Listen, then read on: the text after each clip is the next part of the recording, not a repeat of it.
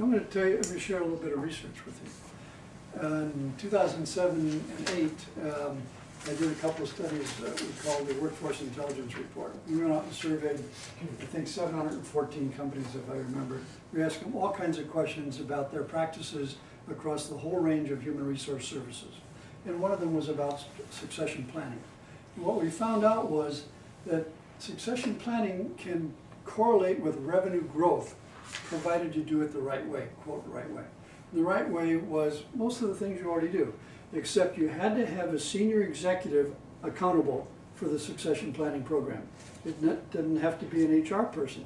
If it is an HR person, it better be the CHRO, or it should be some C-level person who's got the power when someone doesn't do their job to come in and say, wait a minute, you're behind plan because this is important to us. And there are other steps to it, identify the high potentials, build career path programs, and all those kinds of things, review it periodically, et cetera, et cetera. If you do all those things, when you hit about 75% of your, what I call mission critical positions, with at least one person ready to step in tomorrow, you begin to see revenue change. You begin to see, not change, you begin to see a growth in revenue because you're doing the right things with the right people. The mission critical people are all in place. There are no gaps. If someone leaves tomorrow, you got it filled right now and there's no loss. And so we found that there is this tipping point right around 75%. 3 out of 4 positions, when somebody's ready to step in tomorrow, you'll begin to see revenue improve. All other things being equal, of course. So you find little things like this when you do research. Next point is production. We actually have to do something now. We've got all these wonderful plans, but now we've got to do something. So the question is, what is the most effective way to attract and retain people? And do you have any data to support that? That's my fundamental question. So here's the question and here's the solution. You take, again, some mission-critical job group. Okay? You look at all the people that you've hired 2 to 3 years ago in that job group, because we have to have history. Okay? And then you look at what source did they come from. Here's the legend for the source. What methods do we use to select them and onboard them? And what kind of results did we get? And the legend's all down here. Okay? Processes are fundamentally inputs, throughputs, and outputs. Doesn't matter what you're pushing through that system. It can be people, paper, money, steel, whatever. It's a process that's universal, input, throughput, output. And the mathematics is the same for all. So now you can go to management and say, we need to change this because, and here's the data behind it. As opposed to, I need more money to hire people because we're losing them out the door, or something like that, whatever the excuse is. Well, how do you know your sources are good? Oh, I know they're good. I've been working with them for 20 years. Where's the data behind that? I mean, what if can sales managers say the same kind of thing when sales fall off?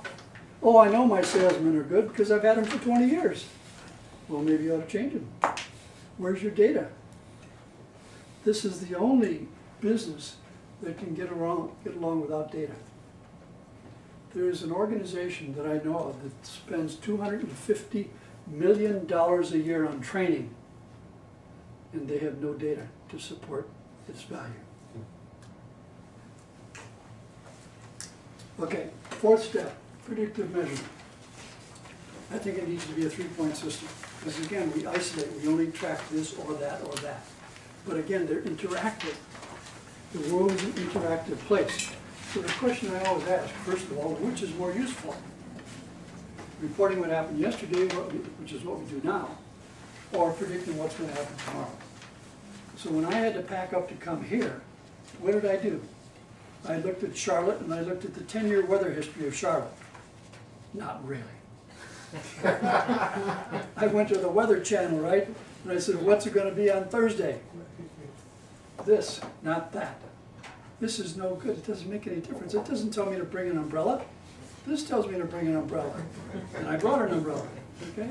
So I know it works. That's the point. It's about predictability. Okay? So at the strategic level, it's things like this. And the risk, again, can be as big or as small as you want. And I'm not sure if I have it in here, but I'm on the board of a company, and there are 6 human capital metrics we look at that's part of our board package. We look at it just like we look at all the financials. Okay, operational metrics are the stuff we track today. what does it cost to hire, how many people what does it cost to train, how long did it take to hire people, how many did we hire and train and process, what's the turnover percentages. It's the basic stuff that you measure if you're measuring anything. And that's fine, we need some of that. But that's not where the emphasis should be. Because in most companies, if they do anything, this is what they do. And they don't go beyond it. And that's not enough. Because again, that's only yesterday. And if you report what did it cost to hire and train people, what are you reporting? Expense. Yeah, you're not reporting value. It's like a sales manager saying we made 4,000 phone calls on customers and we spent $18,000 traveling last month. That's not the kind of stuff that the sales manager reports, right? Because that's expense. Why do we do that? Why do we do it? Because we don't know how to make the next step.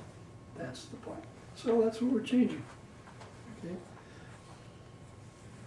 And then these are leading indicators. This is what we need to spend more time reporting because these are predictive. Readiness is the succession planning thing I showed a minute ago. What % of our mission critical people do we have ready to step in tomorrow? Leadership and engagement you can do through surveys, right? You can find out how the employees feel about the leadership of the company. How is that predictive? If they think the leaders are great, they'll stick through tough times. If they think the leaders suck, they're gone when tough times come. It's highly predictive. A week ago, I ran my 4th annual Human Capital Metrics Conference for the Conference Board. We had 160 people. We've never had that many before in the 4 years by far. So the interest is rising around metrics. And coming out of that meeting, people were talking about this. They said, how can we put this stuff together? How do I know that when I do something in HR, it has an effect in operations or with the customers or whatever? And so they said, we need to deal with that. And well, simultaneously, we already had 3 companies from 3 IT departments say the same thing. So now what we're doing is we're starting to put together a consortium, just like I did with the predictive management model 2 years ago, to solve this question, to answer these questions here. Build algorithms across these organizations. Anybody's interested, we'd love to have you join it. But that's what the model looks like as it is in its very infant stages. And the issue is directly, how does HR activity / human capital behavior affect customers, affect operations, affect financials? And indirectly, human capital plus operations affecting the customers, affecting the financials. And the model I've got here mostly in customers is a retail model, but it actually applies anywhere. But the terms are more retail, like conversion. How many people came in the store, how many people bought, how much did they buy, what are the margins, were they satisfied, are they returning, those kind of common retail things. Absolutely ties in, connects, no problem. Right. So the lessons are basically this. It's all about strategic human capital management, aligning and integrating. That's the fundamentals of it. It's all about business value added, return on investment, and it's all about predictive versus reactive. I do simple stuff because I'm not that smart, okay? And so that's really what it comes down to.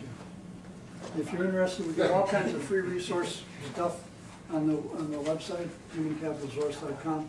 Tons of articles written by smart people, even some written by me, and all kinds of other stuff, so it's there if you want it. Okay, that in a nutshell is where we're going, and as I said before, if anybody's interested, you've got the sheet now, and you can give us a call or send me an email, source@netgate.net, and as this evolves in the next month or so, we'll let you know how it looks and see if you want to play.